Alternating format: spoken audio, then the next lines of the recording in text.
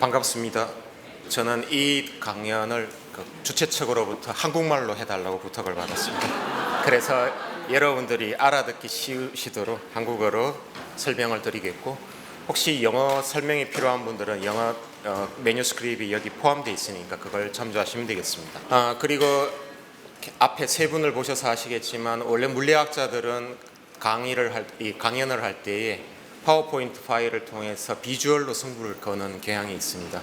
근데 저는 그건 준비를 안 했고 대신에 제 얼굴로 승부하도록 하겠습니다. 그냥 113페이지에 나와 있는 한국어 매뉴스크립부터 시작하도록 하겠습니다.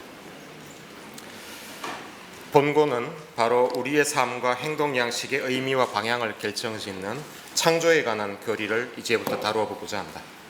그런데 교회에서 전통적으로 가장 강조해온 하느님의 창조 교리는 바로 무로부터의 창조, 크레아시오 엑스 니힐로이다. 무로부터의 창조는 하느님의 전능하심을 드러내는 가장 강력한 방식이기 때문입니다.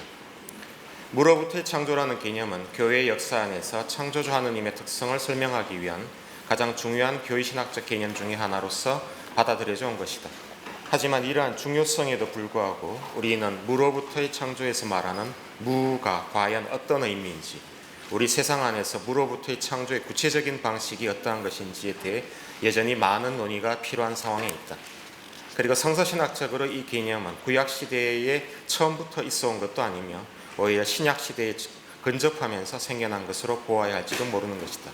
왜냐하면 내일 이제 설명하시겠습니다만 무로부터의 창조 개념이 공식적으로 처음 언급된 성경은 마카베오 화권이기 때문이다. 더 나아가 자연과학이 놀라운 속도로 발전한 오늘날에는 무로부터의 창조에 관해 교회신학적, 성서신학적 설명뿐만 아니라 자연과학적 설명도 역시 요청되고 있는 상황에 있다. 그래서 아까 가브리엘 신부님께서 교황 비오 12세의 말씀을 쭉 인용을 해주셨는데, 실제로 이러한 여러 시도들은 바로 자연과학적인 방식을 통해서 무로부터의 창조를 설명하려는 일종의 시도로 볼 수 있겠습니다. 따라서 자연과학적 방식을 통해 무로부터의 창조를 설명하려는 시도는 현재 시의적절한 것으로 볼 수 있겠다. 필자가 본고를 통해서 이 심오한 주제에 접근하려는 방식은 바로 자연과학적인 방식, 특히 20세기 이래로 현대물리학의 최대의 업적이라 할 수 있는 빅뱅 우주론과 통계물리학 그리고 입자물리학을 통해서이다. 따라서 본고는 오늘날 과학 문명의 시대적 맥락에서 현대물리학의 개념과 언어를 활용하여 무로부터의 창조라는 신학적 개념을 현대적으로 이해하고자 시도하는 데에 그 의의를 두고자 한다.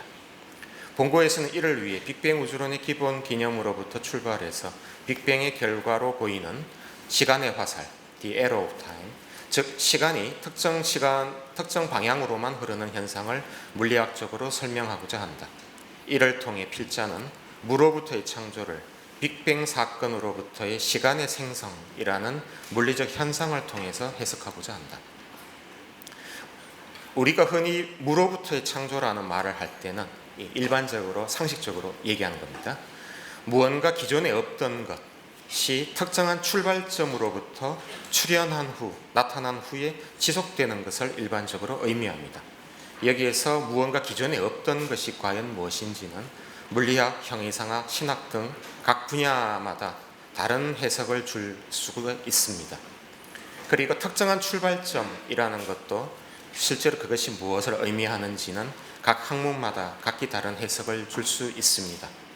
하지만 어쨌든 우리가 일반적으로 일상 용어 안에서 창조 또는 무로부터의 창조라는 말을 할 때는 무언가 기존에 없던 것이 특정한 시작점, 출발점에서 나타난 후에 그것이 계속 지속되는 경우에 우리는 창조 또는 무로부터의 창조라는 말을 씁니다.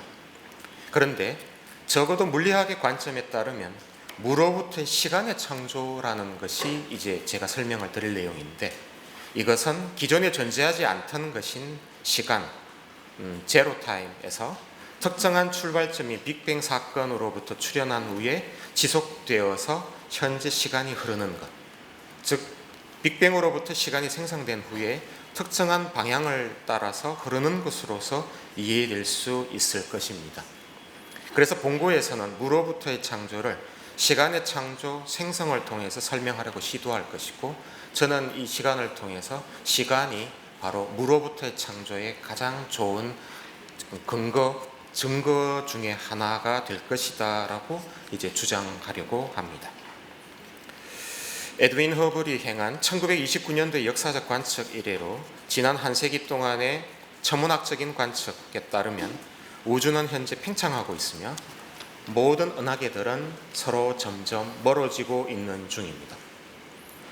그리고 1964년에는 우주의 극초단파를 연구하던 미국 베일 연구소의 관측 천문학자 2명, 아로너 펜지아스와 로버트 윌슨이 우주의 모든 방향에서 거의 균일하게 마이크로파 잡음, 마이크로웨이브 노이즈가 발생하고 있다는 사실을 대단히 중요한 이 사실을 발견을 했는데, 이것이 후에 우주 배경 복사, 코스믹 마이크로웨이브 백그라운드 레디에이션이라고도 이제 불리게 됩니다.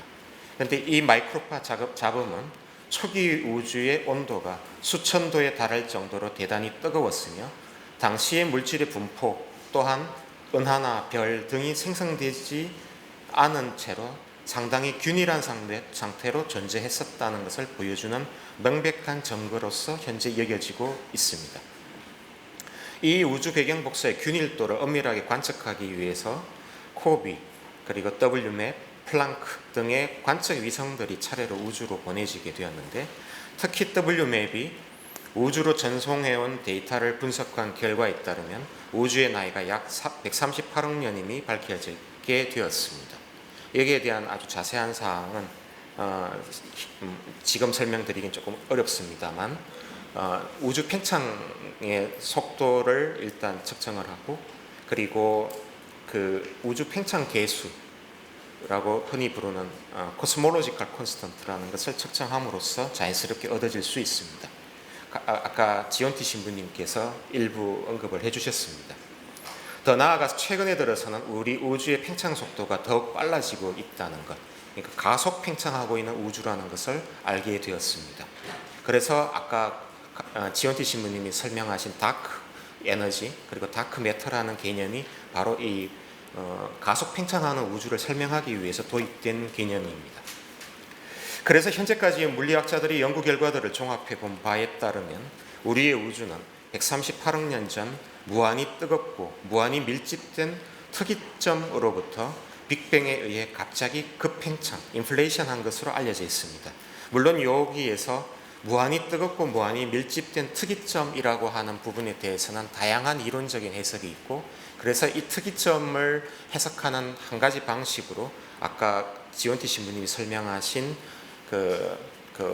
하틀 호킹 프로포절이라고 하는 어떤 이론이 바로 이 특이점을 없애기 위한 한 방식으로 제안된 어떤 이론이라고 말씀드릴 수 있습니다. 이 빅뱅의 시점은 우주의 탄생의 시점인 동시에 시간의 시작의 시점으로서 간주될 수 있습니다. 물론 여기에 대해서도 다양한 해석이 가능합니다. 우리가 현재까지 물리학적으로 이해하기로는 빅뱅 이전에는 공간이나 시간이 없었으며 시간적으로 빅뱅 이전의 때로 거슬러 갈 수도 없는 것으로 현재까지는 알려져 있습니다. 물론 여기에 대해서도 또 여러 이론들이 존재합니다. 따라서 빅뱅 사건은 적어도 시간의 생성으로서의 무로부터의 창조 또는 영인 시간으로부터 영이 아닌 시간으로의 전이를 일으킨 어떠한 특정한 사건으로서 간주될 수 있을 것입니다. 물론 여기에 대해서도 다양한 이론들이 또 존재할 수 있습니다. 그런데 우리가 현재까지 알고 있는 빅뱅 이론은 이렇게 제로타임에서 논제로타임으로의 전이를 일으킨 사건으로 일반적으로 받아들여지고 있습니다. 그래서 필자는 본고를 통하여 무로부터의 창조를 그전에는 존재하지 않던 시간이 새롭게 생성, 이멀지하는 그런 사건으로 해석하고자 합니다.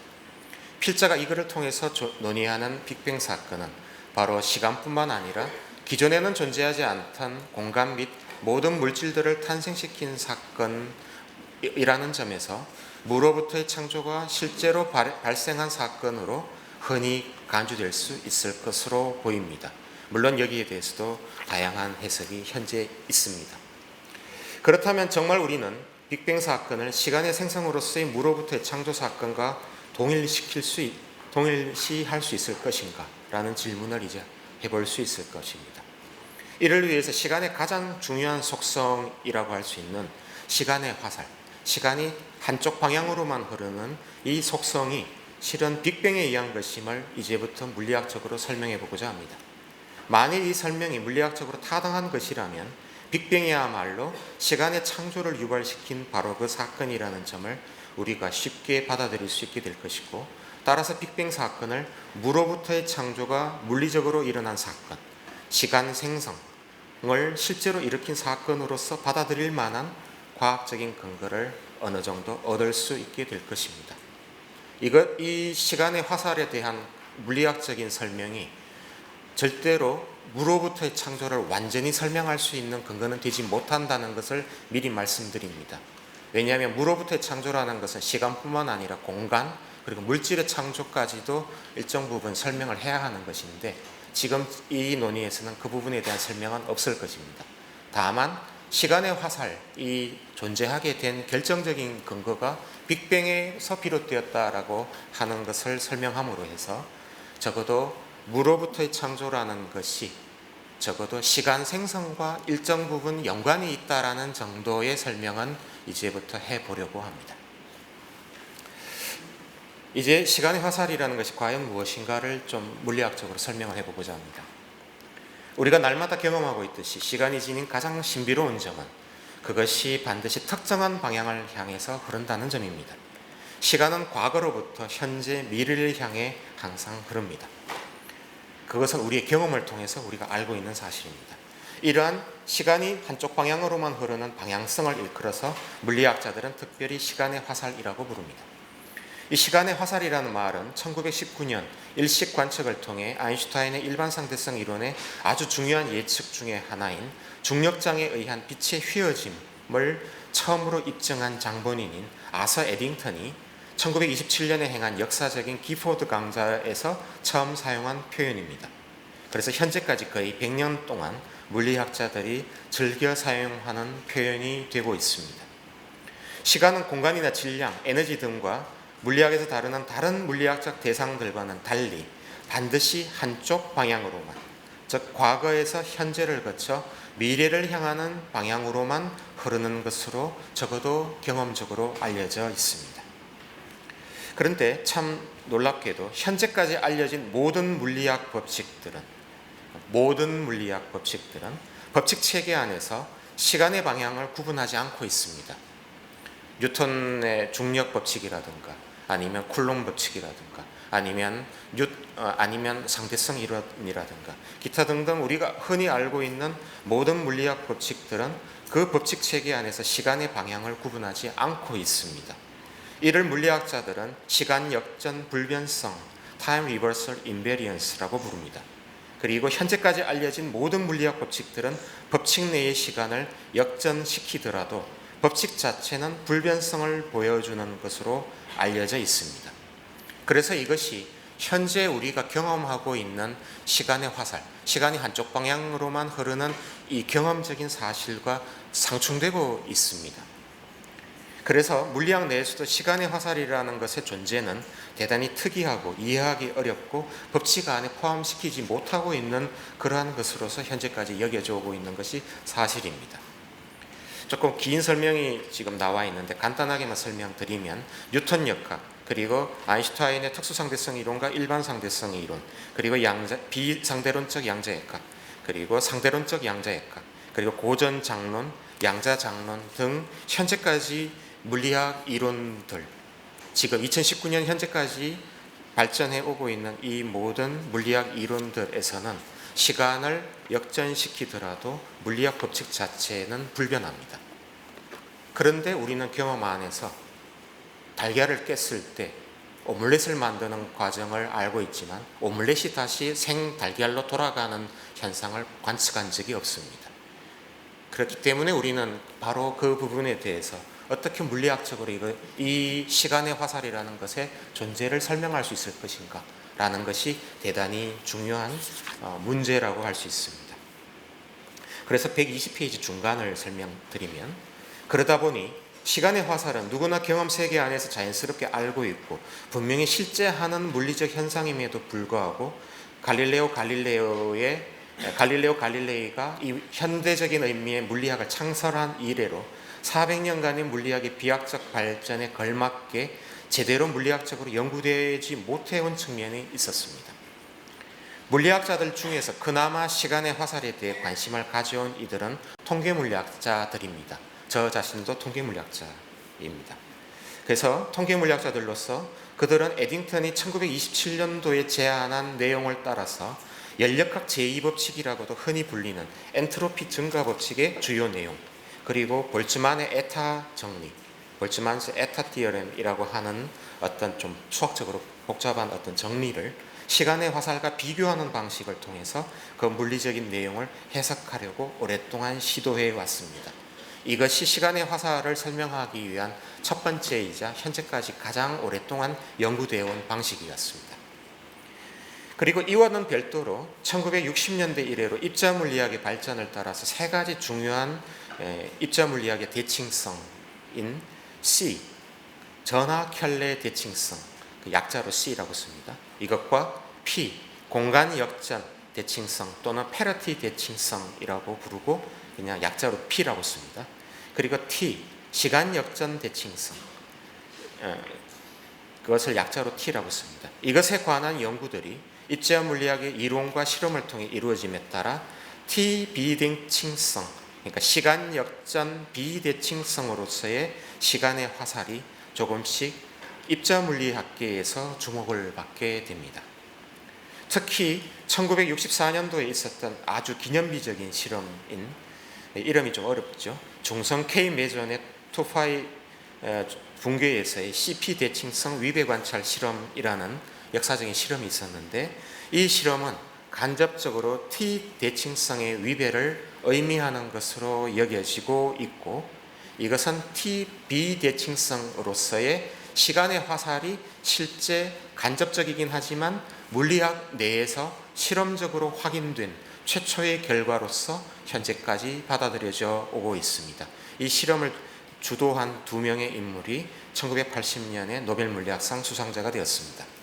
그 이후 오랫동안 이 T 비대칭성으로서의 시간의 화살에 대해서 여러 차례 실험이 시도가 되었다가 2000년대에 들어와서 중성 비매존이라고 부르는 다른 입자에서의 CP 대칭성 붕괴 관찰 실험을 통해서 시간의 화살의 간접적인 증거들이 지속적으로 확보되어 왔습니다. 이 실험들을 위해서는 아주 큰 입자 가속기가 필요하다 보니까 입자 가속기의 완공이 이제 시간적으로 필요해서 실험적으로 좀 많이 지체된 측면이 있다는 점 말씀드립니다.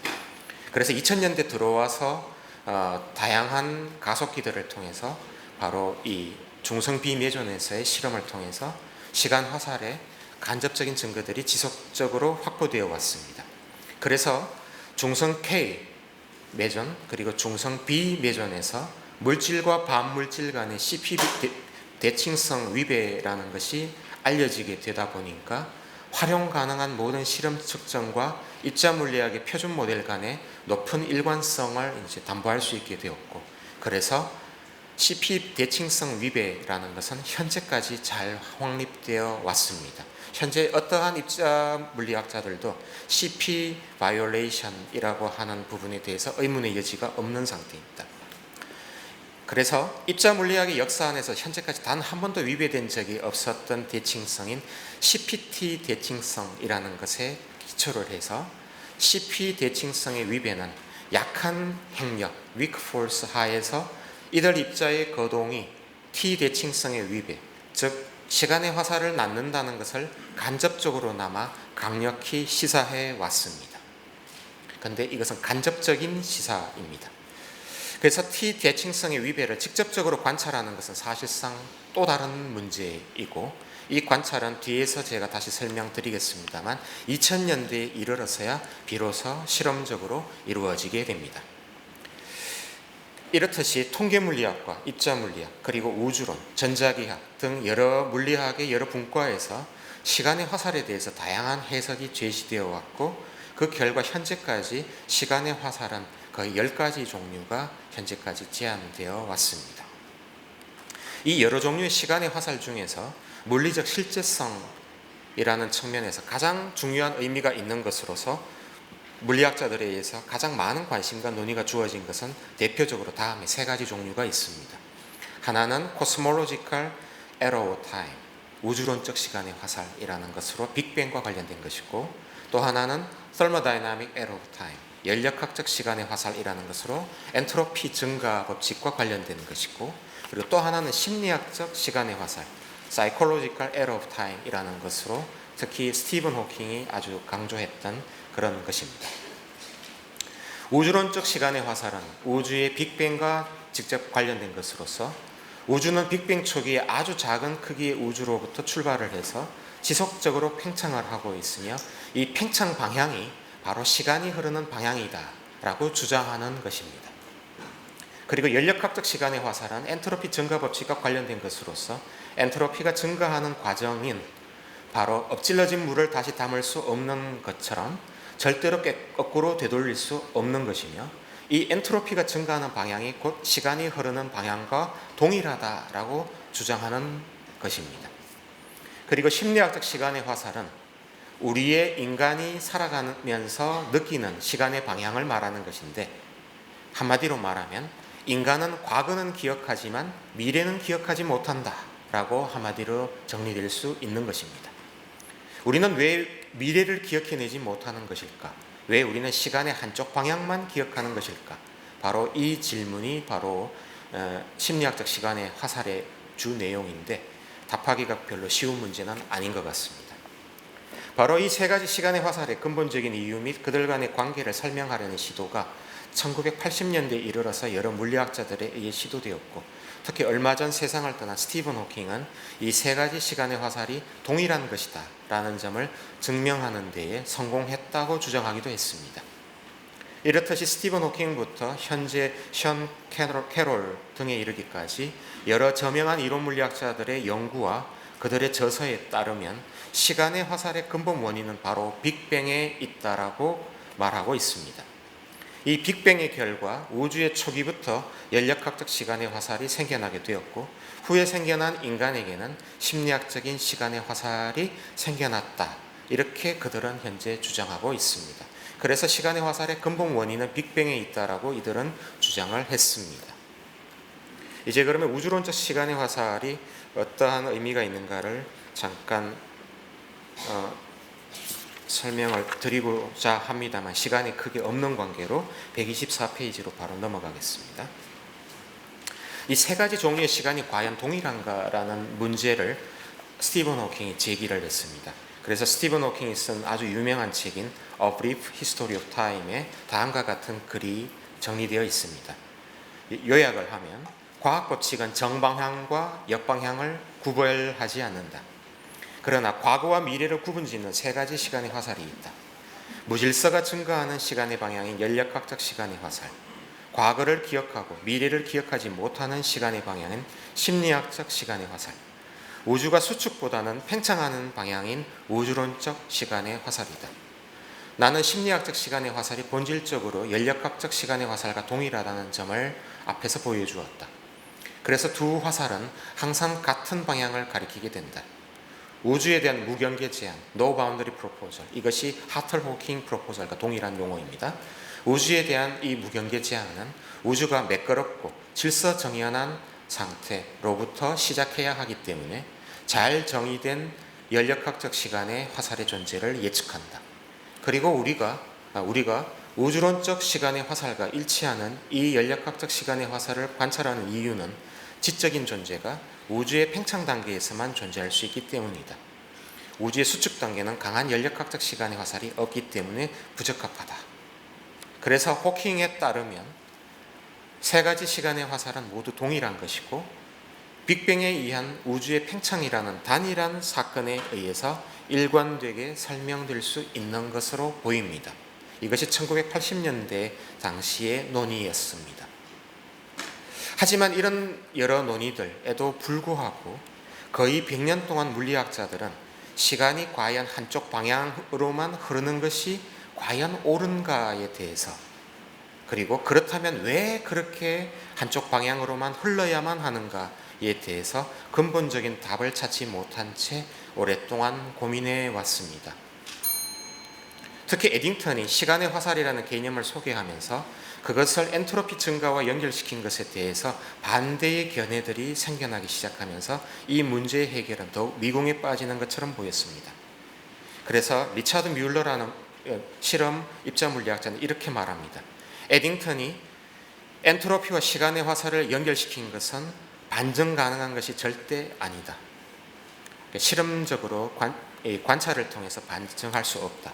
더 큰 문제는 이 연결에는 전혀 실험적인 근거가 없으며 이 연결이 처음 제안된 이후 거의 90년이 지났는데도 어떠한 실험적인 근거도 발전시키지 못했다는 것이다. 이 연결을 위한 유일한 정당화는 엔트로피와 시간 둘 다 증가한다는 사실뿐이다. 그것은 상관관계, 코릴레이션일 뿐이지 인과관계, 코세이션이 아닌 것이다. 만일 이러한 주장이 옳다면 연력학적 시간의 화살 개념이 큰 상처를 입게 됨에 따라 앞에서 논의한 세 가지 화살의 동일성이 더 이상 의미가 없어질 뿐만 아니라 시간의 화살 자체에 대한 논의가 심각한 타격을 입을 가능성이 높아지게 된다.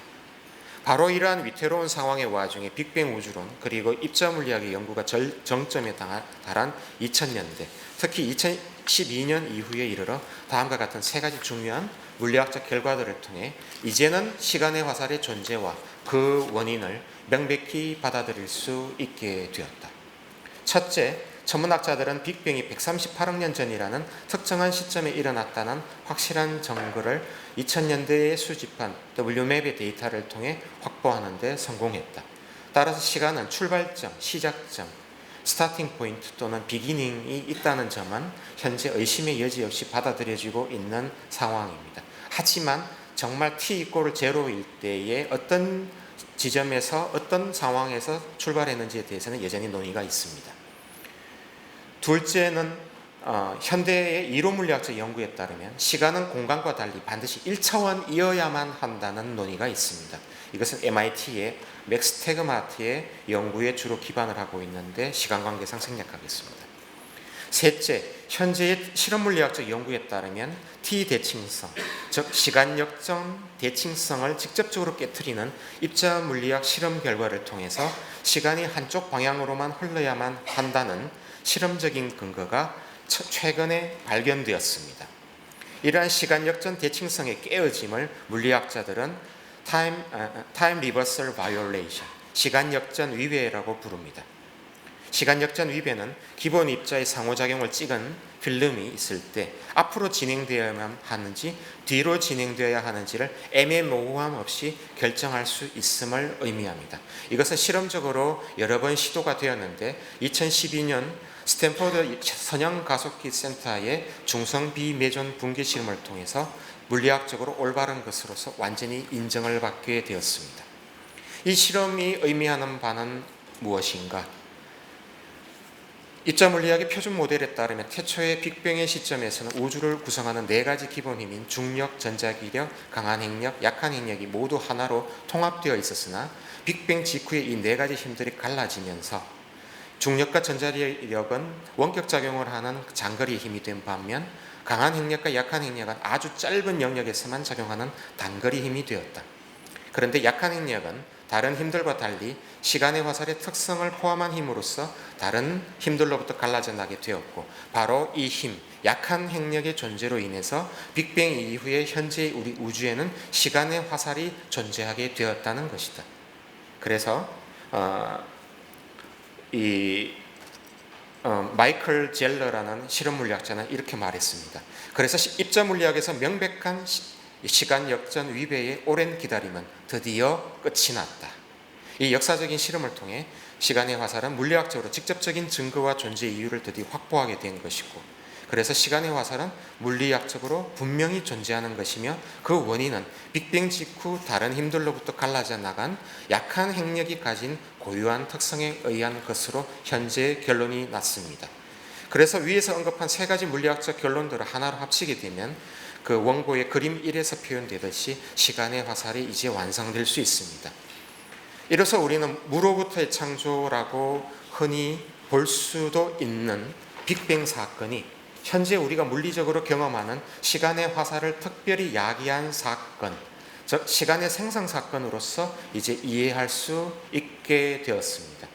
더 나아가 시간은 1차원으로 반드시 흐르며 특정 방향으로 흐른다는 우리의 경험이 물리학을 통해서 옳다는 점을 우리는 분명히 이제 확인할 수 있게 되었습니다. 그래서 결론을 말씀드린다면 무로부터의 창조라는 말을 우리가 할 때는 무언가 기존에 없던 것이 특정한 출발점으로부터 출현한 후에 지속되는 것을 우리는 상식적으로 받아들입니다.